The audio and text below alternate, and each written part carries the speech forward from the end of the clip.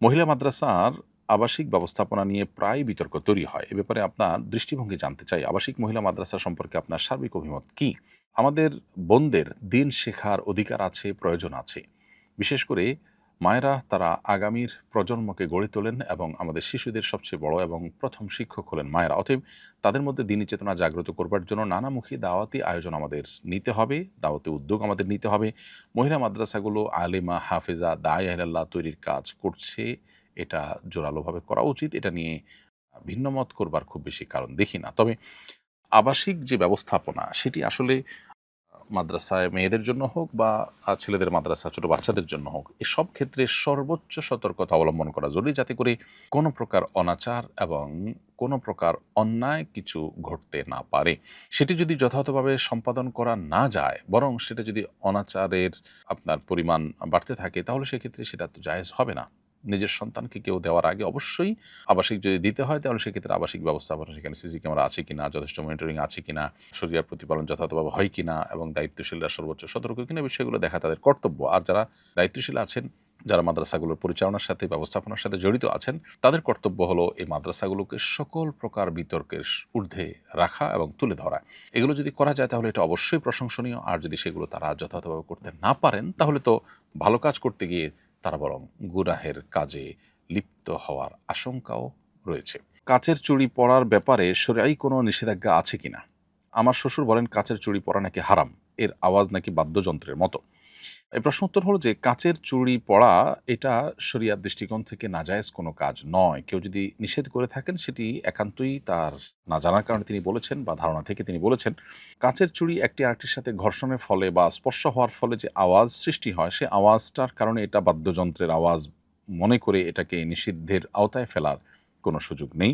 মানুষের দৈনন্দিন জীবনে দুটি পাতিলের সাথে পাতিল বহন করতে গিয়ে, রাখতে গিয়ে এরকম আওয়াজ তৈরি হতে পারে। এরকম আরো বহু আওয়াজ তৈরি হতে পারে। এগুলোকে শরিয়া আমাদের জন্য নিষিদ্ধ ঘোষণা করেনি। বিধায় এটা যদি কেউ বলে থাকে, সেটা তিনি বাড়াবাড়ি করেছেন। তবে কোনো চুড়িতে যদি কখনো কোনো বাদ্যযন্ত্রের আওয়াজ যদি সেখানে সেট করা থাকে আর সেটা বাজে, সেটা তো ভিন্ন বিষয়। সেটা নিষিদ্ধের আওতায় পড়বে।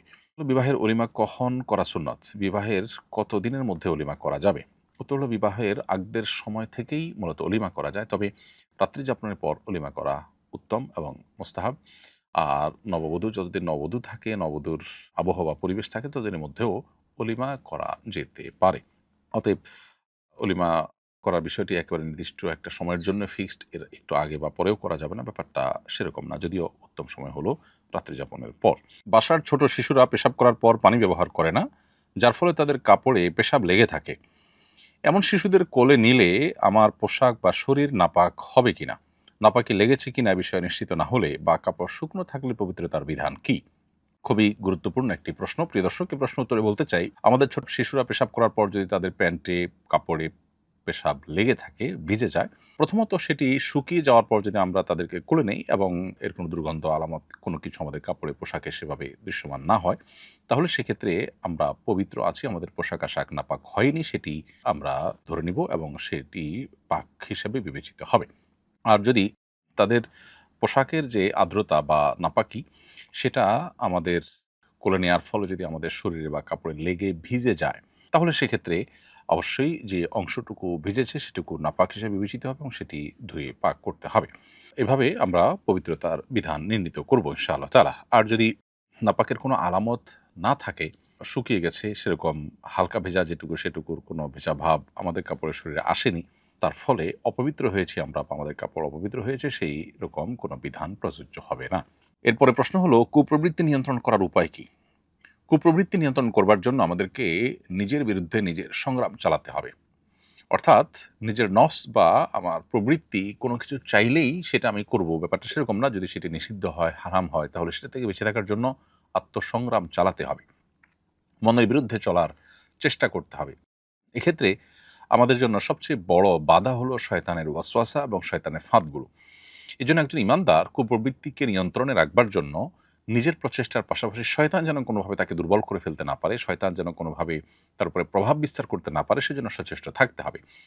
যে সমস্ত গুনাহগুলোর ব্যাপারে শরিয়া আমাদেরকে সতর্ক করেছে, কোরআন হাদিস আমাদেরকে সতর্ক করেছে, যে গুনাহগুলোর সাথে শয়তানের কোনোভাবে লিঙ্ক প্রমাণিত হয়, সেগুলো থেকে বেঁচে থাকার সর্বোচ্চ চেষ্টা করতে হবে। দৈনন্দিন জীবনে সুন্নাহর অনুসরণ, এবং কোরআন হাদিস নিষিদ্ধ বিষয়গুলো থেকে বেঁচে থাকা, স্পেশালি আপনার মিউজিক, তারপরে আপনার হারাম উপার্জন, তারপর শয়তানের বিচরণ ক্ষেত্রগুলোতে বিচরণ বা শয়তানের নির্দেশিত পথে পথ চলা, এবং যৌনতা সংশ্লিষ্ট যে গুনাহগুলো আছে সেগুলোতে লিপ্ত হওয়া, বিকৃতিতে লিপ্ত হওয়া, এগুলো শয়তানের মাদাখেল বা শয়তান মানুষের ভিতরে প্রভাব বিস্তার করার যে উপায়গুলো আছে সেগুলোর মধ্যে থেকে অন্যতম। এই জন্য এই বিষয়গুলো থেকে বিশেষভাবে বেঁচে থাকার জন্য সচেষ্ট আমাদেরকে থাকতে হবে ইনশাআল্লাহ। তাহলে নিজের কুপ্রবৃত্তিকে আমরা নিয়ন্ত্রণ করতে পারবো। সেই সাথে আল্লাহ তাআলার কাছে দোয়া করতে হবে। নবী সাল্লাল্লাহু আলাইহি ওয়াসাল্লাম বিভিন্ন রকমের দোয়া আমাদেরকে শিখিয়েছেন।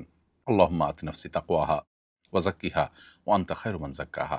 আল্লাহ, আপনি আমার নফসকে পবিত্র করুন, আপনি সর্বোত্তম পবিত্রকারী নফসের জন্য।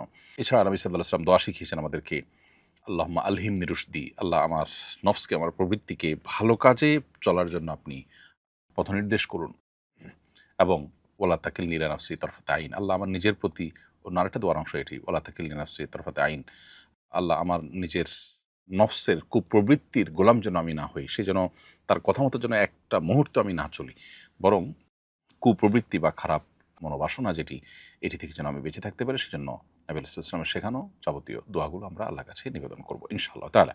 আমি আল্ট্রাসনোগ্রাফি ডাক্তার। বিভিন্ন নারীদের আল্ট্রাসনোগ্রাফি ফুটেজ আমি আমার পেজে আপলোড করে ডাক্তারি পরামর্শ দিতে চাচ্ছি, যাতে আমার কাছে আল্ট্রাসনোর জন্য বেশি রোগী আসে।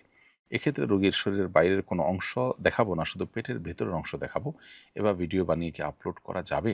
যেহেতু এটা আসলে পর্দার অন্তর্ভুক্ত নয়, আল্ট্রাসোনোগ্রাফিতে যে শরীরের ভেতরের অংশ দেখা যায়, এটা বিশেষ করে আপনার সাধারণ যে আল্ট্রাসোনোগ্রাফি হয়ে থাকে সেখানে আবসা আবসা যে শুধুমাত্র ডামি টাইপের কিছু শরীরের ছাপটা বোঝা যায়, এটা আসলে চোখের পর্দার আওতাভুক্ত নয়। এটা দেখলে গুনাহ হয়, ব্যাপারটা সেরকম না। তারপরও অনেক ক্ষেত্রে এটা মানুষের প্রাইভেসির বিষয় হতে পারে, বিধায় আপনি কী ধরনের জিনিস দিতে চাচ্ছেন সে বিষয়টা আরেকটু স্টাডি করে তারপরে আপনার এই সিদ্ধান্ত নেওয়াটা ভালো মনে করছি আমি। প্রয়োজনীয় বিষয়ে ভালো কোনো আলিমের সাথে আপনি সরাসরি সাক্ষাৎ করে বা ডিটেইল আরেকটু খুলে বলে দেখিয়ে কিছু নমুনা, তারপর আপনি এ বিষয়ে পদক্ষেপ নেওয়ার জন্য আপনাকে আমরা পরামর্শ দিব। সন্তানের নাম পরিবর্তন করলে কি পুনরায় আকিকা দিতে হয়? না, আকিকা একবারই হয়, আকিকা একাধিকবার হয় না। বিধায় সন্তানের যদি কোনো কারণে ভুলভাল নাম রেখেছেন, এটাকে সংশোধন করতে হলো, পুনরায় নাম রাখতে হলো, তাহলে তার জন্য আলাদা করে আর আকিকা দেওয়ার প্রয়োজন নেই। বরং আকিকা আগেরটাই চলবে, আর আপনি নাম শুধুমাত্র অর্থবহ কোনো নাম না রেখে থাকলে বা নিষিদ্ধ শরিয়াত আলোকে এরকম কোনো নাম রেখে থাকলে পরবর্তীতে যখন জানতে পারবেন সেটিকে আপনি পরিবর্তন করবেন। এর জন্য অফিসিয়াল প্রসিডিউর যা আছে সেটা আপনি মেনটেন করবেন, কিন্তু আকিকা দেওয়ার কোনো নির্দেশনা আর নেই। আপনি নামটা পরিবর্তিত হয়েছে যে মানুষকে জানাবার জন্য যদি খাবার দাবার আয়োজন করেন, সেটা একান্ত আপনার ব্যাপার, কিন্তু শরীয়ত আপনাকে আলাদা কোনো আকিকার নির্দেশনা দেয় না নাম পরিবর্তন করা উপলক্ষে। আসুন্নাহ ফাউন্ডেশন, উম্মার স্বার্থে সুন্নাহর সাথে।